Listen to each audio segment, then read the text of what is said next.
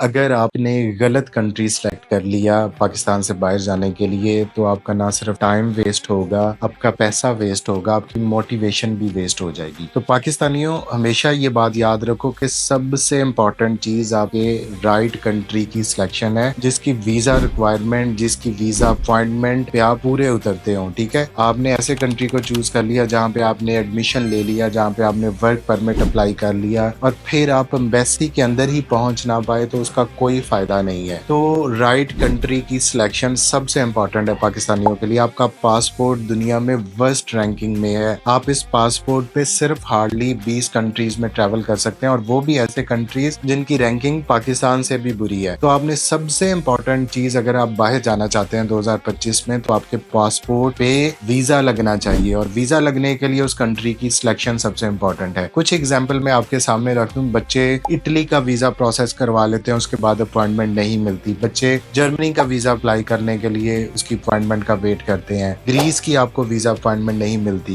बेशक आपका यूनिवर्सिटी में एडमिशन हो चुका है, आपके पास ऑफर लेटर आ चुका है, सारी रिक्वायरमेंट्स पूरी है, लेकिन जब आप एम्बेसी के अंदर जा ही नहीं सकते तो उसका कोई फायदा नहीं है। वर्क परमिट के हवाले से बहुत ज्यादा क्यूरीज आती हैं। इटली की आपको वीजा अपॉइंटमेंट नहीं मिलती, ग्रीस की वीजा अपॉइंटमेंट नहीं मिलती, इवन पोलैंड की वीजा अपॉइंटमेंट नहीं मिलती, जर्मनी की वीजा अपॉइंटमेंट बुरी है। तो इन कंट्रीज को आपने पाकिस्तान से सिलेक्ट नहीं करना। पाकिस्तान से जो कंट्रीज आपको बेहतर अपॉइंटमेंट और वीजा अपॉर्चुनिटीज प्रोवाइड करते हैं उनकी मैं नाम यहाँ पे बोल देता हूँ। उसमें फ्रांस है, ठीक है, उसमें बेल्जियम है, उसमें आपको स्पेन का कंपैरेटिवली बेटर है। उसके बाद पाकिस्तान में आपको रोमानिया की भी वीजा अपॉइंटमेंट जो है वो काफी लेट मिलती है, लेकिन मिल जाती है। इसके अलावा पाकिस्तान से अगर स्टडी वीजा के वाले से आपको हंगरी की वीजा अपॉइंटमेंट मिल जाएगी, लेकिन वर्क की वीजा अपॉइंटमेंट नहीं मिलेगी। चेक रिपब्लिक की आपको वीजा अपॉइंटमेंट मिल जाएगी स्टडी की, वर्क वीजा की लेट मिलेगी। तो ये वो कंट्रीज हैं जिनको आपने कंसिडर करना है। तो हमेशा ऐसे कंट्रीज को, अगर आप यूरोप जाना चाहते हैं, उन कंट्रीज को देखें जहाँ पे वीजा रेशो 100% है। हमारा लिथुआनिया का कोई वीजा रिजेक्ट नहीं है, हमारा लटविया का वीजा रिजेक्ट नहीं हुआ, फिनलैंड का कोई वीजा रिजेक्शन नहीं है, स्वीडन की वीजा रिजेक्शन नहीं है। तो इन कंट्रीज को आपने सेलेक्ट करना है। तो इसी तरह अगर आप यूरोप की कोई ऑथेंटिक इन्फॉर्मेशन चाहते हैं तो हमारे इस चैनल को आपने देख लेना है। इसमें आपको बेताशा काम की वीडियोस मिलेंगी, और इसके बाद अगर आपका दिल करे इसको लाइक एंड सब्सक्राइब कर लें,